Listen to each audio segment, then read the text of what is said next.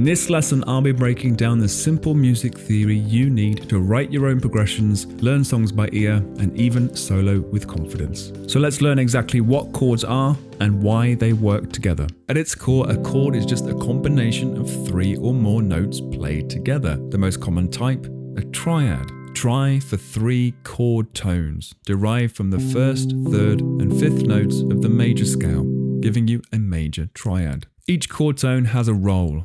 The root gives you the chord its name, the 3rd decides if the chord is major or minor, and the 5th adds stability. Mapping those chord tones on the fretboard gives you many different ways to play the C major chord. Common open and bar chord shapes will contain more than 3 strings, but notice how there's still only the 3 chord tones within them. One of the most important intervals in music is the 3rd, as chords are built from stacking thirds on top of one another, simply leapfrogging over notes in the scale.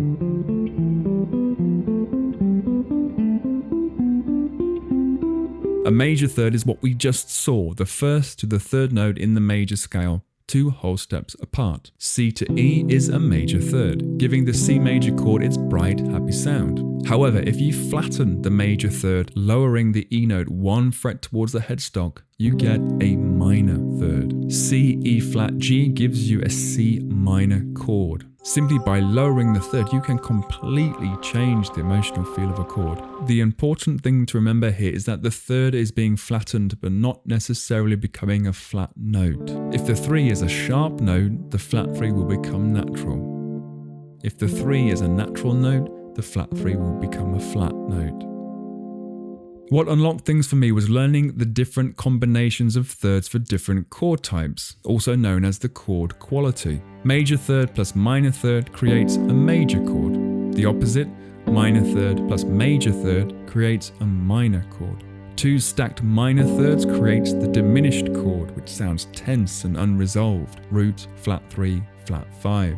2 stacked major thirds creates the augmented chord. Root, 3, sharp 5. This concept of stacked thirds is important when it comes to understanding the chords in a key, coming up just after this. The Chord Book Volume 1 is your step-by-step guide with everything you'll need to take the confusion out of chord theory and provide you with a whole new chord vocabulary to try out. I'll teach you how to learn triads faster with the help of the caged system as I take you on a journey from triad shapes to demystifying the diminished 7th chord. I have a 30% discount for you with coupon code YTCHORD30 at checkout. Hit the link in the description to find out more. So why do certain chords just go together? That's because of the major scale. If you harmonize the scale, stacking 2/3 from each note, you get a set of 7 chords that naturally work together. These are called diatonic chords, referring to the fact that they are created from staying strictly within the notes of the scale. Why this sequence of chords occurs is perhaps easier to understand if we arrange the notes of the scale in a closed loop of diatonic thirds. Green arrows are major thirds, orange arrows are minor thirds. Going through the scale in order, we can see that we get C major, D minor, E minor, F major, G major, A minor, and B diminished, the only chord in which we find 2 stacked minor thirds. We assign Roman numerals to each chord to define their position in the key and to show that we are referring to chords and not notes, for which we use numbers, the scale degrees. There are different approaches for this, but I recommend using lowercase numerals to show minor chords and the superscript circle to show the diminished chord. Why number the chords? Doing so allows you to move progressions to different keys, a process known as transposition. For example, a 1-5-6-4 progression in the key of C could be played like this.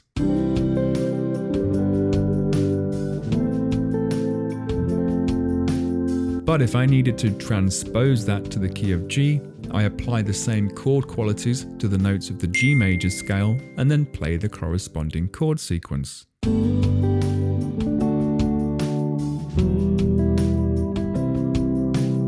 And moving that to the key of D major, same rules apply.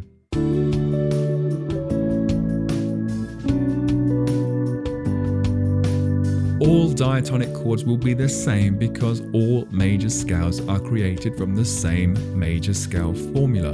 the same distance between each note. That's why each transpose progression essentially sounds the same. So how do you start applying these ideas? The easiest way is to begin recognizing chord relationships in the songs you play. Try writing out the chord progressions and see if you can work out the key. Tip here, progressions often, but not always, begin on the one chord. Once you can analyze a progression by number, that gives you a template that you can transpose to any other key of your choosing. Identifying the key from which a progression is derived allows you to know which scale is available to you when improvising or writing a solo. But remember, not all the notes will necessarily sound good over each of the chords. That's a big topic for another day.